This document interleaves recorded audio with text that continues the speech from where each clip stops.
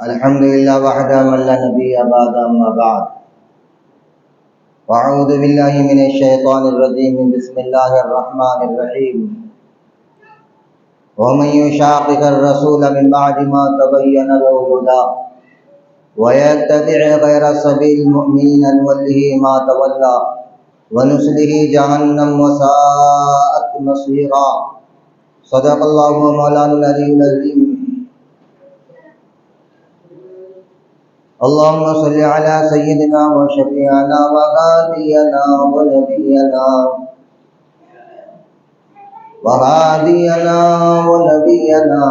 ومرشدنا وسندنا ومولانا محمدا عبده ورسوله صلى الله تعالى على خيره خلقه محمد وعلى آله وأصحابه وأزواجه وذرياته وأهل بيته ولأمته إلى يوم الدين وبارك وسلم تسليما كثيرا كثيرا.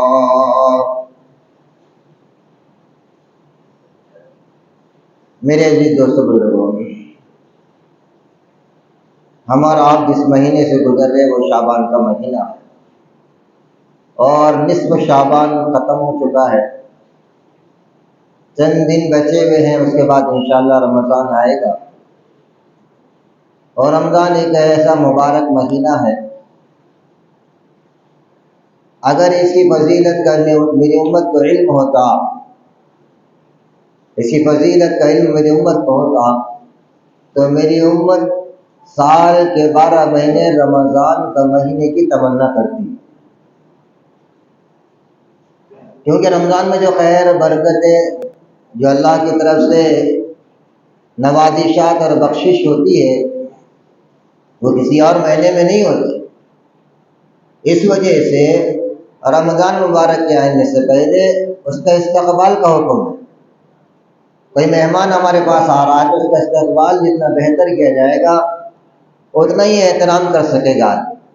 دو چیزیں ہوتی کسی بھی چیز کے لیے، کسی چیز کا اہم سمجھتے ہیں تو دو کام کرنا پڑتا. ایک تو استقبال کرنا، جب وہ آ جائے تو اس کا احترام کرنا. رمضان کا استقبال کیا کرنا؟ رمضان کا استقبال رسول اللہ صلی اللہ علیہ وسلم کی تعلیمات سے سمجھ میں آیا کہ سرکار نے جیسے احادیث میں فرمایا جب نصف شعبان ہو جائے تو اس کے بعد تم روزہ نہ رکھو. کیوں؟ یہ رمضان کے استقبال کے لیے بتایا تاکہ آنے والے مہینے میں اگر تم نے شعبان کے روزے رکھے تو ہو سکتا کمزوری ہو، نقاہت ہو، یا کوئی بیماری لاحق ہو جاؤ، تم چاق و چوبند نہ رہ سکو، حشاش بشاش نہ رہ سکو رمضان میں. اس وجہ سے حکم دے دیا گیا کہ تم نصف شعبان کے بعد روزے نہ رکھا، منع کر دیا گیا صرف رمضان کے استقبال کے لیے کہ آنے والا مہینہ رمضان کا ہے، اس میں تم ہمیشہ چاق و چوبند، حشاش بشاش اور ہر اعتبار سے تم مزین اور آراستہ رہو اور تیار رہو. تیاری کے لیے جیسے کسی آدمی کو میدان جہاد میں بھیجا جاتا ہے، میدان جنگ میں، تو اس سے پہلے کھلایا پلایا جاتا، اس سے پہلے اس کا تمام طریقے سے اس کا انتظام کیا جاتا ہے. ایسے رمضان سے آنے سے پہلے ہمیں انتظام کرنا ہے. جہاں پر حدیث میں یہ بتایا جائے کہ روزہ نہ رکھو، وہیں پر یہ بات ہمیں ملتی ہے کہ رسول اللہ صلی اللہ علیہ وسلم شعبان کے مہینے میں آنے والے رمضان کے لیے دعائیں بھی کرتے ہیں. ہمیں دعائیں بھی کرنا ہے. پھر تعلیمات اسلام میں یہ بھی ملتا ہے کہ رسول اللہ صلی اللہ علیہ وسلم چاند کے دکھنے کا اہتمام کرتے تھے. کیوں؟ اس لیے اہتمام خاص طور پر رمضان کے مہینے کا کرتے تھے کہ یہ جو مبارک مہینہ ہے، اس مبارک مہینے کی کوئی ساعت بھی ضائع نہ ہو جائے ہم سے. اسی طریقے سے اللہ کا بھی دستور یہی ہے کہ رمضان المبارک کے آنے سے پہلے جنت کو سجایا جاتا ہے. رمضان کا مبارک مہینہ آ رہا، جب پہلی رات ہوتی ہے ترش الہی سے نیچے سے ایک ٹھنڈی ہوا چلتی ہے. وہ ٹھنڈی ہوا جنت کے فرشتے اور جنت کے جو رہنے والے ہیں وہ تعجب کرتے ہیں. داروغہ جنت کے مالک رضوان سے پوچھتے کیا بات ہے، کیسی رات؟ وہ کہتے ہیں یہ رمضان کی پہلی رات ہے اور مومنوں کے لیے اللہ کی خیر و برکت کی اور رحمتوں کی رات ہے، تو جنت مزین کی جائے، آسمانی دنیا میں ہلچل مچ جائے. ایسی زمین میں بھی ہلچل مچ جاتی ہے، حکم ہو جاتا ہے فرشتوں کو زمین پہ جاؤ، شیطانوں کو جکڑ دو۔ کیوں یہ سب انتظام کیوں ہوتا؟ کہ رمضان کا مبارک مہینہ اس کی ایک ساعت بھی ضائع نہ ہو جائے، نہ غفلت میں، نہ کوتاہی میں، نہ کوئی خطا سرزد ہو جائے۔ غفلت سے بھی بہت ساری چیزوں سے محروم ہو جاتا، خطاؤں سے بھی بہت ساری چیزوں سے محروم ہو جاتا۔ اس لیے اس کا استقبال اس انداز سے کرنا، دعائیں بھی کرنا، چاند کے دیکھنے کا اہتمام بھی کرنا، اور اس کے ساتھ ساتھ دیگر اور معاملات میں جیسے معاش کے مسئلے، کاروبار کے مسئلے ہیں، کہیں ایسا نہ ہو جائے۔ مگر افسوس کی بات یہ ہے کہ تاجر رمضان کا استقبال اپنی تجارت کے ذریعے سے کر رہا، ملازم رمضان کا استقبال اپنے ملازمت کے ذریعے سے کر رہا ہے۔ وہ یہ سوچتا ہے کہ آنے والا مہینہ کمانے کا مہینہ ہے، آنے والا مہینہ بڑا سیزن ہے، اس میں کمائی ہوتی ہے۔ وہاں تو نیکیوں کا موسم کہا گیا تھا، یہ تو مال کا موسم سمجھ لیا۔ جیسے عام طور پہ تاجروں کے لیے موسم ہوتا ہے، عام طور پہ پیریڈ ہوتا ہے کہ اتنے مہینے، اتنے دن، یا یہ موسم ہے، یا اسی طریقے سے یہ وقت ہے جب کمائی بہت زیادہ ہو جاتی ہے۔ دیکھو اللہ رزق مومن کا بڑھا دیتے ہیں، یہ اپنی جگہ پر، مگر دوسری طرف رمضان کے مبارک مہینے میں ایک ایک لمحہ بڑا قیمتی ہے۔ مگر شیطان نے کیسی ٹرننگ پوائنٹ پہ لا کر چھوڑ دیا، اور امت مسلمہ کے وہ تاجر تجارت کے لیے بے شمار محنتیں کرتے رہتے۔ رمضان سے پہلے سفر، ادھر کا سفر، ادھر کا سفر، تجارت کی پوری تیاریاں کر دی گئی کہ رمضان آئے گا اور ایک کے 10 ملیں گے۔ یہاں تو حضور نے فرمایا تھا دنیا نہیں بھئی دین کماؤ۔ شیطان نے دنیا کی طرف موڑ دیا اور دین سے محروم کر دیا۔ تجارت کے کرنے والے کیا کرتے رمضان؟ بڑی مشکل ہوتی ہے ان کو روزہ رکھنا، بڑا مشکل ہوتا ہے تراویح پڑھنا، بڑا مشکل ہوتا ہے خیر خیرات کرنا، بڑا مشکل ہوتا ہے تلاوت کرنا۔ کیوں کہ دکان چمکتی ہے، تجارت چمکتی ہے، نفع ہوتا ہے، جو سال بھر محنت نہیں ہوتی وہ ایک مہینے میں حاصل ہو جاتی ہے۔ تو شیطان نے دنیا کو لا کر مزین کر دیا اور آخرت کو پیچھے رکھ دیا۔ حضور کا اور شیطان کا دونوں کا نظریہ الگ الگ ہے۔ حضور صلی اللہ علیہ وسلم نے امت کو موسم بہار نیکیوں کا کہا تھا، آخرت بنانے کے لیے کہا تھا۔ شیطان نے وہاں سے ٹرننگ پوائنٹ بنایا کہ دنیا بنانے کا مہینہ ہے، تو تاجر دنیا بناتے ہیں۔ کتنی افسوسناک بات۔ اور پھر اس کے ساتھ ساتھ افسوس کی بات یہ ہے کہ کچھ لوگ اب اس میں بگڑے میں رہتے ہیں کہ جو لوگ دینداری کے دعوے بھی کرتے ہیں، اب آتے ہیں ان کو تراویح کا مسئلہ آ جاتا ہے، وہ 8 رکعت ہے، وہ 4 رکعت ہے، وہ 12 رکعت ہے، اسی اندر جو الجھن میں ڈال دیتے ہیں۔ جبکہ میں آپ کو بتاؤں کہ جو لوگ اس الجھن میں ڈالتے ہیں ان کے پاس کوئی صحیح معتبر احادیث ہے ہی نہیں۔ جن کو اپنے آپ کو اہل حدیث کہتے ہیں، یہ طبقہ ہے اہل حدیث کا، یہ سرکار کے زمانے میں، اہل اللہ کے زمانے میں، صحابہ کے زمانے میں تھا ہی۔ پہلا دور سرکار کا، اس کے بعد کا دور صحابہ کا، اس کے بعد کا دور مجتہدین کا، اس کے بعد کا دور محدثین کا۔ یہ ضرور ہے کہ صحابہ میں اختلاف ہوا ہے، مگر مسائل میں، بنیاد میں نہیں۔ اس وجہ سے علماء اسلام نے یہ دیکھا کہ ہر دن نئے نئے فتنے، ہر دن نئے نئے طبقے، ہر دن نئے نئے ایجادات ہو رہی ہے۔ کہیں تو فروعی مسائل میں، فروعی مسائل بولے تو وہ مسائل جن مسائل سے آخرت کا بگڑنا مشکل ہوتا ہے۔ آخرت نہیں بگڑتی مگر اعمال بگڑتے، آخرت نہیں بگڑتی۔ بنیادی مسائل سے آخرت بگڑ جاتی۔ تو بنیادی مسائل میں اختلاف ہمارا زیادہ کن سے ہے؟ خوارج سے، روافض سے، جبریہ فرقہ، قدریہ فرقہ، کرامیہ فرقہ، قادیانی فرقہ، یہ بنیاد میں ہمارے ان سے اختلاف۔ بنیاد میں بولے تو بنیاد کیا ہے؟ اللہ، سرکار کی ذات، کتاب اللہ، آخرت کا دن، تقدیر کا معاملہ، موت کے بعد کا معاملہ، یہ بنیاد ہے ہماری۔ اب نماز مسئلے میں اختلاف ہوا کہ رکعت کہاں بننی چاہیے، ہاتھ اوپر بننا یا یہاں بننا یا یہاں بننا، یہ فروعی مسئلہ ہے۔ یہ صحابہ میں اختلاف ہوا ہے، بس صحابہ نے ایسا بنا کیونکہ سرکار کو ایسا دیکھا تھا، بس صحابہ نے جیسا دیکھا ویسے کیا۔ یہ فروعی مسئلہ ہے۔ یہ فروعی مسئلہ جھگڑے کی بنیاد نہیں بنتا۔ یہ میدان جنگ بنا دیا اہل حدیث نے۔ اہل حدیث نے اور ہم نے اختلاف کیا تھا؟ اپنے آپ کو وہ اہل حدیث کہتے ہیں جبکہ ان کے نام میں ہی غلطی ہے۔ ہمیں اور آپ کو کیا کہا جاتا ہے؟ اہل سنت والجماعت۔ اہل سنت والجماعت یہ کیا ہے؟ ہم اور آپ سب سے پہلے تو مسلمان ہیں، مگر یہ مسلمان روافض بھی اپنے آپ کو بولتے، خوارج بھی اپنے آپ کو بولتے، قدریہ والے بھی اپنے آپ کو بولتے، مرجیہ والے بھی اپنے آپ کو بولتے، کرامیہ والے بھی اپنے آپ کو بولتے، قادیانی بھی اپنے آپ کو مسلمان بولتے۔ ان کے مقابلے میں ہم مسلمان ہیں، مگر کون سے مسلمان؟ اہل سنت والجماعت۔ کیا ہے اہل سنت والجماعت؟ کیا مراد ہے اس سے؟ کیا مطلب ہے اس کا؟ چیخ چیخ کر آذان دینا، یہ چیخ چیخ کر سلام پڑھنا، دوسروں کو تکلیف دینا، اس کو اہل سنت والجماعت بولتے ہیں؟ حضور نے یہ سکھایا تھا۔ اہل سنت والجماعت سرکار کی ایک حدیث ہے، سرکار دنیا سے رخصت ہو رہے ہیں، سرکار نے کہا ترکتو فیکم، میں تم میں دو چیزیں چھوڑ رہا ہوں، فیکم امرین، میں تمہیں دو چیزیں چھوڑ کے جا رہا ہوں، ایک کتاب اللہ، دوسرے سنت رسولی و سنت رسولی۔ اب یہاں پر اس امت مسلمہ کے علماء اسلام نے اب یہ دیکھا حدیث میں اور سنت میں فرق، سمجھ میں آیا نا؟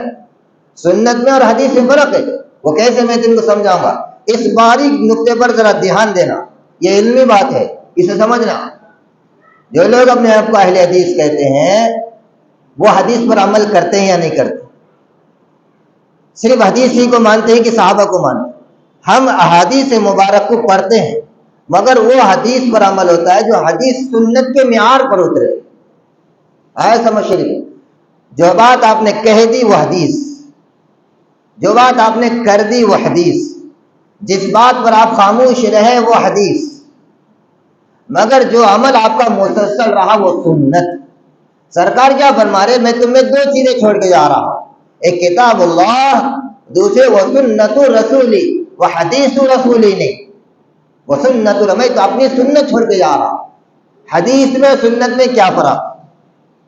دیکھو حدیث میں آتا ہے کہ سرکار نے ایک مرتبہ بیماری کی وجہ سے پیشاب پلایا ایک طبقے کو، اونٹ کا، یہ حدیث۔ اگر تم حدیث پہ عمل کرتے تو پیشاب پیو، مگر حدیث میں یہ وجہ بیان کی گئی کہ وہ وجہ تھی بیماری تھی اور ان کے اندر نفاق بھی تھا، اس وجہ سے احادیث پر عمل نہیں ہوگا۔ اس وجہ سے سرکار نے دنیا سے رخصت ہو کر یہ نہیں کہا تھا کہ میری احادیث پر عمل کرنا، بلکہ میری سنت پر عمل کرنا۔ احادیث قابل تعریف، قابل عزت، قابل محبت، قابل ثواب ہے، اس میں ثواب ملے گا، مگر عمل کس پہ کیا جائے گا؟ دستور کیسے بنے گا؟ قانون کس سے بنے گا؟ اسلام کس سے بنے گا؟ زندگی کس سے گزرے گی؟ احادیث سے نہیں۔ ایک مرتبہ رسول اللہ صلی اللہ علیہ وسلم کھڑے ہو کر پیشاب کر دی، چلو تم لوگ اہل حدیث ہو، تم بھی کھڑے ہو کر کرو، تمہارا امام بھی کھڑے ہو کر کرے، حدیث پر عمل کرو، مگر نہیں، وہ وجہ یہ تھی کہ وہاں جگہ نہیں تھی بیٹھنے اور کوڑا کٹرا تھا اور کوئی وجہ تھی جو محدثین نے بتایا۔ حدیث کا مسئلہ ایسا سمجھو جیسا میڈیکل اسٹور ہوتا ہے نا، میڈیکل اسٹور، خزانہ سمجھو، حدیث خزانہ سمجھو، مگر اس سے مسائل کو نکالنا یہ مجتہد کا کام۔ ڈاکٹر دیکھتا ہے ہزاروں دوائیں ہیں، اب ڈاکٹر وہی دوا تجویز کرے گا جو مریض کے لیے لگے گی۔ تو یہ جو ڈاکٹر ہوتے ہیں نا، ان کو فقہاء کرام کہتے ہیں، ان کو مجتہدین کرام کہتے ہیں، اور جو تمام کی تمام ذخیرہ ہے یہ احادیث کا ہے جو محدثین کے پاس، محدثین کا دور مجتہدین کے بعد کا ہے، فقہاء کرام کے بعد کا ہے، سرکار کے بعد دور صحابہ کا، صحابہ کا بعد کا دور امام مالک کا، امام احمد بن حنبل کا، امام ابو حنیفہ کا، امام شافعی کا۔ اب یہ اعتراض ہوتا کہ وہی امام ابو حنیفہ نے بخاری سے کیوں حدیث نہیں لیا؟ ارے بیوقوف، امام بخاری کئی زمانے بعد کے آئے، امام ابو حنیفہ کئی زمانے پہلے کے، لینا تو چاہیے امام بخاری نے امام ابو حنیفہ سے حدیث، آنے والے بعد کے ہیں، اور یہ محدث ہے، وہ فقیہ ہے، یہ خزانہ جمع کرنے والے ہیں، اس خزانے سے نکال کر قانون بنانے والے، قانون بتانے والے وہ فقہاء کرام۔ اب انہیں بتائے گا ٹھیک ہے، یہ حدیث مبارک ہے جس میں آپ نے کھڑے کر پیشاب کیا، یہ حدیث مبارک ہے جس میں آپ نے ایک مرتبہ بوسہ لیا، اپنی بیوی کا ہو کر نماز پڑھایا، تمہارا امام بھی کرے۔ ایسے کئی احادیث ہے، اگر حدیث پر عمل کیا جائے تو مسئلہ بگڑ جائے گا۔ پھر احادیث میں تعارض ہے، اختلاف ہے، کبھی آپ نے کچھ کیا، کبھی آپ نے کچھ کیا، کبھی آپ نے کچھ کیا، کبھی آپ نے یہاں ہاتھ بانی، کبھی آپ نے یہاں ہاتھ بانی، کبھی آپ نے یہاں ہاتھ بانی، آپ کیسا کرو گے پھر؟ ایک نماز میں 3 جگہ نماز ہاتھ بنو گے، یہاں بھی بنو گے، یہاں بھی بنو گے، یہاں بھی بنو گے، کیسے کرو؟ اب یہاں یہ دیکھتے ہیں فقہائے کرام، اب مسئلہ امت کے لیے بتانا ہے کہ رسول اللہ کے احادیث پر عمل کیسے ہوگا، ان 4 قسم کے احادیث میں کیسے عمل ہوگا۔ پھر یہ فقہائے کرام کا کام، مجتہدین کا کام، جو مستنبط کرتے، نکالتے، استخراج کرتے، ان 4 احادیث سے مسئلہ کیا بیان ہو رہا ہے، سرکار کیا بتانا چاہ رہے ہیں۔ سرکار کی آخری حدیث کو یاد رکھو، ترکتو فیکم امرین، کتاب اللہ و سنت رسولی، کہ میں 2 چیزیں تمہارے پاس چھوڑ رہا ہوں، کتاب اللہ و سنت رسولی، میری سنت کو چھوڑ رہا ہوں۔ اب یہ اہل حدیث، انہوں نے اپنا طبقہ الگ بنایا، گروپ الگ بنایا، جبکہ اگر پیچھے کی تاریخ اٹھا کر دیکھو تو کوئی مسجد ایسی نہیں ملے گی جس میں کوئی طبقے کا نام تھا۔ مسجد تھی، مگر اب ان کی مسجد الگ، ان کے معاملے الگ، ان کے رہن سہن الگ، انہوں سب کو باطل قرار دیا اور سب کو غلط قرار دیا۔ تو ہم حدیث پہ عمل کرتے ہیں، ٹھیک ہے، حدیث پر عمل کرتے ہیں، تو احادیث کو سمجھنے والے سب سے زیادہ کون ہیں؟ صحابہ کرام۔ تم صحابہ کی جماعت کو نہیں مانتے، ہم اہل سنت بولتے ہیں، سرکار کی سنت پر عمل کرنے والے، والجماعت کا مطلب صحابہ کو ماننے والے۔ ہم نے صحابہ کو کہیں چھوڑا نہ چھوڑ سکتے، اور نہ صحابہ میں ہم اختلاف، وہ صحابہ کے اختلاف کو ہم رحمت سمجھتے، وہ صحابہ کے اختلاف کو ہم مدعا بنا کر آپس میں تہوار نہیں پیدا کر۔ روافض نے صحابہ کو نہیں مانا، ہم سے الگ ہو گئے، خوارج نے صحابہ کو نہیں مانا، ہم سے الگ ہو گئے، قادیانی نے نہیں مانا، وہ ہم سے الگ ہو گئے، قدریہ نے نہیں مانا، وہ ہم سے الگ ہو گئے۔ ایسے اہل حدیث صرف اور صرف کہتے ہیں حدیث کو مانیں گے، صحابہ کیوں نہیں مانتے بھائی؟ حضور نے فرمایا ما انا علیہ و اصحابی علیکم بسنتی، یہ سرکار کی واضح حدیث ہے کہ تم پر میری سنت لازم ہے، میری حدیث نہیں۔ سرکار کے جملے پر غور کرو، علیکم بسنتی و سنت الخلفاء الراشدین المہدیین، کہ میری بھی سنت اور خلفاء راشدین کی سنت بھی تم پر لازم۔ خلفاء میں کون ہے؟ ابو بکر صدیق رضی اللہ عنہ، حضرت عمر فاروق رضی اللہ عنہ، حضرت عثمان غنی رضی اللہ عنہ، حضرت علی مرتضی رضی اللہ تعالیٰ عنہ، یہ صحابہ ہیں۔ ان کے زمانے میں اور مسائل ہیں، انہوں نے سرکار کو دیکھا، کتاب اللہ کو اترتے ہوئے دیکھا، اسلام کی نوعیت کو سمجھا، منشأ نبوت کو سمجھا، تب جا کر کوئی مسائل میں انہوں نے بتایا کہ مسئلہ ایسا ہے، اس حدیث سے یہ مسئلہ نکلتا ہے۔ تم نے جب حدیث ماننا شروع کیا اس کے ساتھ ساتھ تم نے سنت کو نہیں مانا، اسے اپنے آپ کو اہل حدیث کہہ دی اور آپ نے اپنے الگ بنایا۔ حالانکہ یہ اہل حدیث کا معاملہ یہ صرف اور صرف انگریز کے زمانے میں یہ مسئلہ شروع ہوا، پہلے اہل حدیث نام کا کوئی طبقہ ہی نہیں تھا، اور اس کے بنانے والے محمد حسین بٹالوی، انگریز نے ان کو لیا تھا اپنے ساتھ، اور ان کی دوستی قادیانیت کے ساتھ تھی۔ آگے چل کے انہوں نے قادیانیت کا انکار کیا اپنی جگہ پر، مگر بعد میں انہوں نے امت میں اختلاف پیدا کر دیا، اور ایسا اختلاف پیدا کر دیا یہ مسائل وہ مسائل تھے جس میں جھگڑا نہیں، وہ ٹھیک ہے اختلاف تو صحابہ میں رہا، مگر صحابہ جھگڑتے نہیں تھے، لڑتے نہیں تھے، جس نے جس انداز سے سرکار کو دیکھا ویسے عمل کیا۔ اور یہی اختلاف امام صاحب کے پاس بھی رہا، امام ابو حنیفہ کے پاس، امام شافعی کے پاس، امام مالک رحمۃ اللہ علیہ کے پاس، امام احمد بن حنبل کے پاس، بھائی ان کے پاس دلیلیں تھی۔ امام شافعی رفع یدین کرتے، ہم نہیں کرتے، امام شافعی کے پاس دلائل ہے، ہمارے پاس بھی دلائل ہے، مگر جھگڑا نہیں۔ یہ جھگڑا شروع کیا اہل حدیث نے، کیوں کیا؟ امت میں اختلاف پیدا کرنے کے لیے۔ سب سے پہلے تو اہل حدیث کہہ کر صحابہ کی جماعت کو کٹ کر دیا انہوں نے۔ بھئی صحابہ کو کٹ کرو گے، دین پہنچانے والے کون؟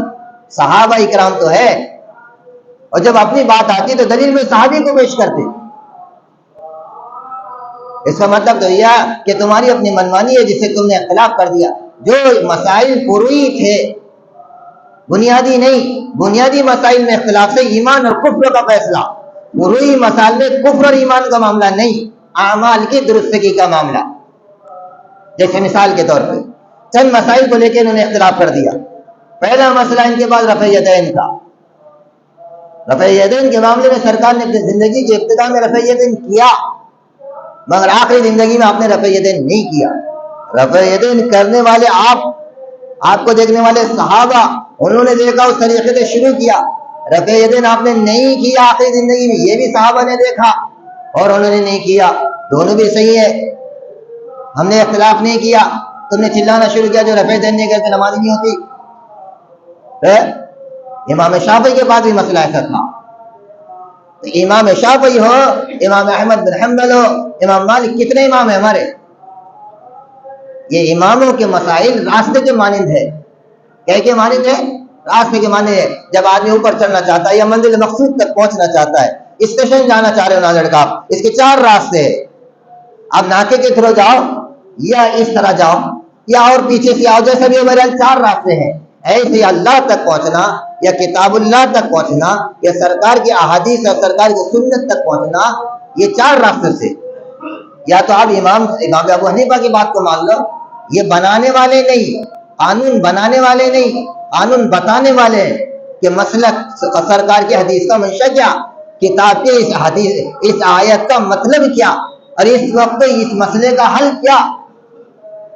اب جس کے بعد جو حدیث آئی اس سے انہوں نے کچھ مسئلہ نکالا، اس کو بتایا، اس کو ٹیلی کیا قرآن سے، اس کو ٹیلی کیا سرکار کی سنت سے، اس کو ٹیلی کیا صحابہ سے۔ جب یہ مسئلہ نہ کتاب میں دکھا، نہ سرکار کی سنت سے نظر آیا، نہ صحابہ میں نظر آیا، پھر کیا کیا؟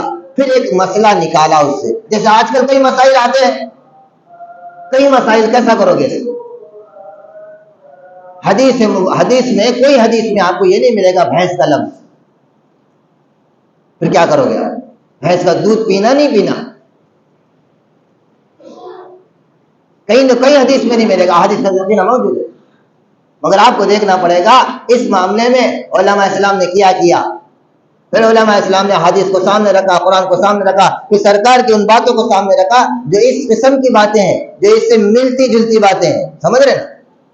اس سے فقہا کی ضرورت پیش آئی، مجتہدین کی ضرورت پیش آئی جو اجتہاد کرے، انہوں نے راستہ بتایا۔ اب ان میں بھی اختلاف ہو آپس میں، جیسے اختلاف مسئلہ کہ ہمارے پاس امام ابو حنیفہ کہتے ہیں اگر خون نکل کے بہہ گیا وضو ٹوٹ جاتا ہے، مگر امام شافعی کے نزدیک نہیں ٹوٹتا۔ ان کے پاس ایک دلیل ہے، ہمارے پاس ایک دلیل ہے۔ میں بتا رہا ہوں احادیث مختلف ہے، احادیث میں اختلاف ہے۔ بعض وقت احادیث آپ صلی اللہ علیہ وسلم کا عمل کچھ ایسا رہا، کچھ ایسا رہا، کچھ ایسا رہا، کچھ ایسا رہا، کچھ ایسا رہا، کچھ ایسا رہا۔ ایک وقت 4 احادیث پر عمل کرنا آسان ہے؟ کیسا کرو گے؟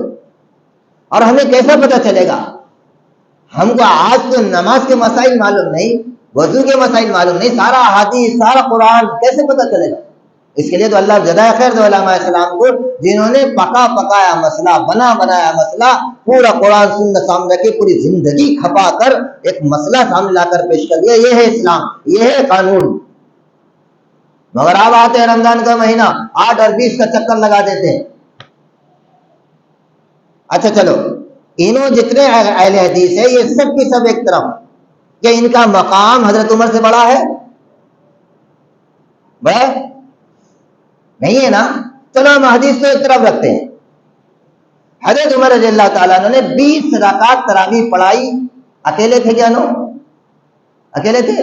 اس وقت تقریباً صحابہ 1 لاکھ سے قریب یا اس سے زائد بنی، بلکہ صحابہ 1 لاکھ سے قریب، اور امت مسلمہ کتنی معلوم ہے؟ 65 لاکھ مربع میل اسلامی مملکت میں تھی، لاکھوں مسلمان تھے۔ حضرت عمر رضی اللہ تعالیٰ نے یہ مسئلہ بتاتے وقت حضرت عثمان بھی تھے، حضرت علی بھی تھے، حضرت ابو ہریرہ بھی تھے، حضرت عبداللہ بن مسعود بھی تھے، حضرت جابر بن عبداللہ بھی تھے، وہ محدثین جو صحابہ کرام میں کہلا جاتے کہ نہیں وہ بھی تھے، صحابہ میں جو علماء کہلا جاتے وہ بھی تھے، صحابہ میں جو فقہاء کہلاتے وہ بھی تھے، صحابہ میں بڑے فاتح جو کہلائے جاتے وہ بھی تھے۔ حضرت عمر سے ڈرتے تھے کیا؟ یہ کیا غلط بات کر رہے تم؟ اللہ کے نبی نے ایسا نہیں کیا، تم کیوں کر رہے؟ ارے ایک بوڑھی عورت آ کر حضرت عمر کو للکارتی تھی، عمر تیرا آنکھ پہ جھبا دکھ رہا، کہاں سے لایا تھا؟ کہاں سے لایا تمہیں بتاؤ؟ یہ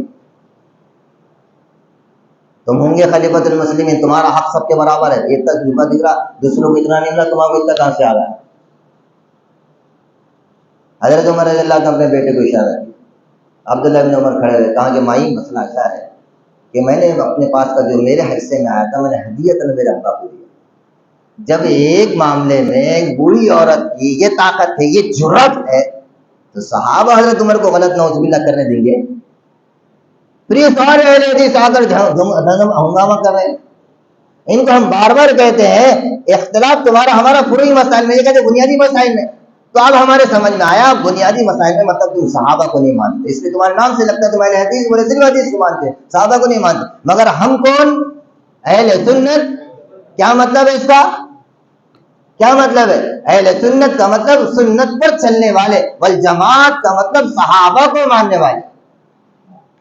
اور الحمدللہ یہ چیز ہمارے سامنے ہے، اس لیے ہمیں کوئی اختلاف نہیں کسی معاملے میں. نماز کے معاملے میں آئے، رفع دین کے مسئلے میں جیسے میں نے بتا دیا اختلاف ہے، فروعی مسائل ہے. اب تم بولیں گے پھر مصحف جب ایسا ہے تو کبھی ایسا کرنا، کبھی ایسا کرنا، کبھی ایسا کرنا، تو ٹھیک ہے آ جاؤ میں ایک مسئلے سے مسئلے کا حل کر دیتا ہوں آپ کے ذہن بتانے کے لیے.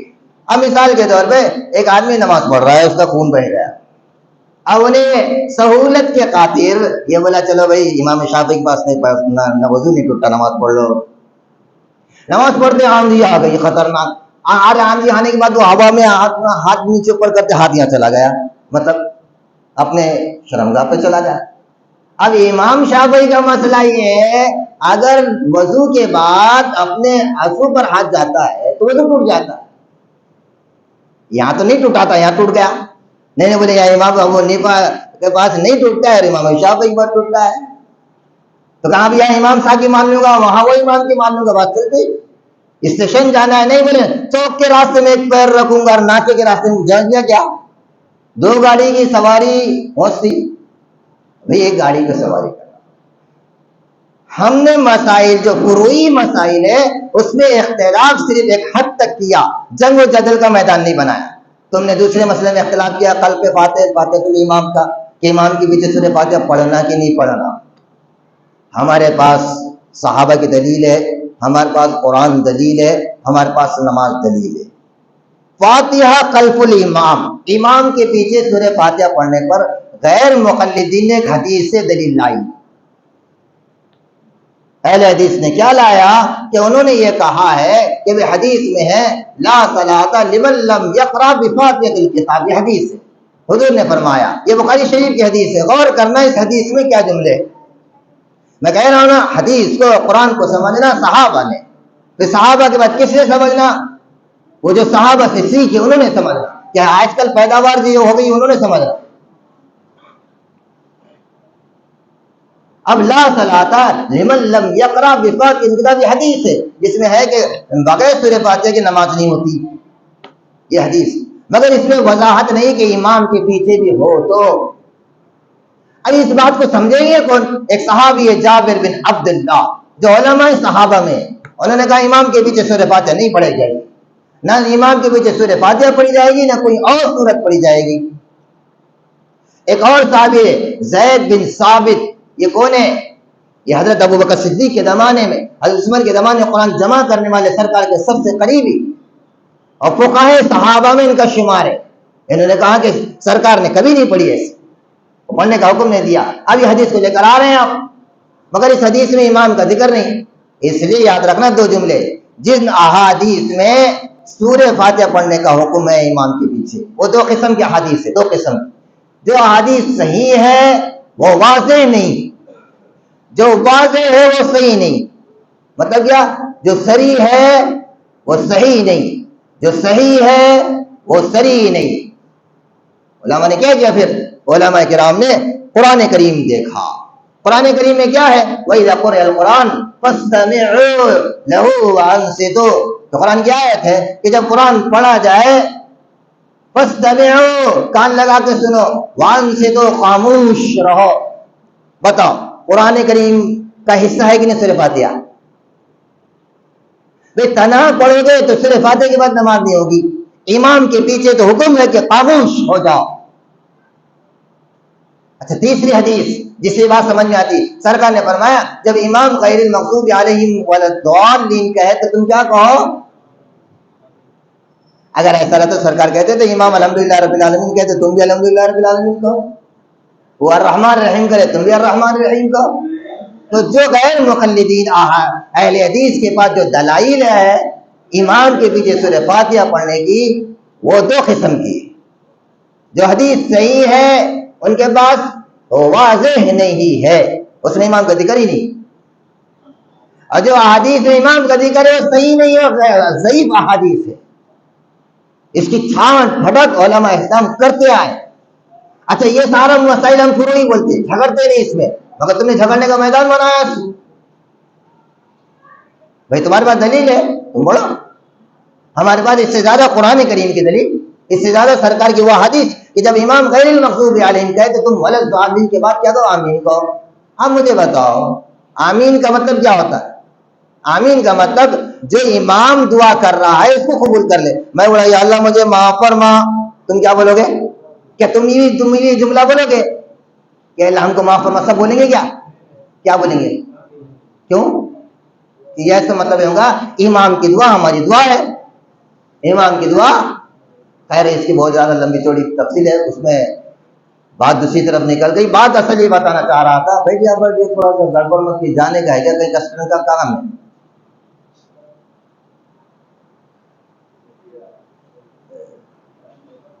بہرحال میں دوستوں میں یہ بتانا چاہ رہا ہوں کہ غیر مقلد ہو، اہل حدیث ہو یا کوئی اور طبقہ جو آج کے پیریڈ میں، یہ ہمارا ان کا مسائل میں اختلاف، صرف جھگڑنے کی بات نہیں ہے، اور جھگڑنے والے بیوقوف ہیں، اور اگر جھگڑ رہے ہیں تو پھر بنیاد میں اختلاف کر رہے ہیں، اور ایسے قابل اختلاف۔ اب رہا مسئلہ ہم کو پیچھے چلنا ہے علماء کے، کیونکہ بھائی جو آدمی جس کا اسپیشلسٹ ہوتا نا ہم اس کی بات مانیں گے۔ آج دنیا اسپیشلسٹ کی تلاش کر رہی ہے، اسلام کے اسپیشلسٹ کون؟ علماء اسلام۔ جب علماء پڑھ رہے اور صحابہ پڑھ رہے اور اہل اللہ نے پڑھا اور بڑے بڑے ائمہ فقہاء کرام نے پڑھا، ائمہ مجتہدین نے پڑھا اور آج تک چلتے آیا، اگر ہم 20 اور 8 کے چکر میں کیوں جائیں گے؟ احادیث سمجھے کون؟ علماء۔ قرآن سمجھا کون؟ علماء۔ صحابہ کو سمجھا کون؟ علماء، کیونکہ اس فیلڈ کے ماہر اسپیشلسٹ ہے وہ۔ ہم کو معلوم ہی نہیں، اس لیے ہم علماء کی بات مانیں گے نماز میں، مسائل میں، زندگی کے ہر شعبے میں، کیونکہ علماء اسلام کا قانون بتانے والے ہیں، بنانے والے نہیں، بتانے والے۔ جیسے ہم وکیل کی بات مانتے ہیں ایسے علماء کی بات کو مانتے ہیں۔ اللہ مجھے آپ کو مجھے سعادت نصیب فرمائے۔ واخر دعوانا الحمدللہ۔